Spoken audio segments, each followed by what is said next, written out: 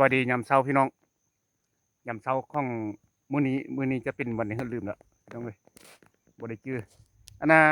บ่ใช่ไปมาเฮ็ดเวียกพี่น้องเอ้ยมาเห็นปูไหมปูโตบักใหญ่น่ะนี่น่ะเห็นบ่ปูอีหยังนี่น่ะ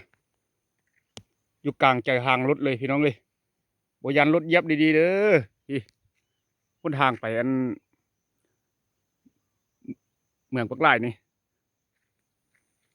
อันนี้ก็เป็นทางไปบ้านปะไลนี่น่ะปูคือว่ามาอยู่อยู่โคกพี่ละพี่น้องเอ้ยเบิ่งไหมไตรวมอยู่กลางคนทางรถบยานรถเหยียบดีๆเลยเบิ่งเราใส่ที่เอาไปปล่อยเบิ่งไหมเอาให้พี่น้องเบิ่งไหมตัวบักใหญ่เลยตัวเบิ่งกีมันนะพี่น้องเอ้ยกีบักใหญ่บักเต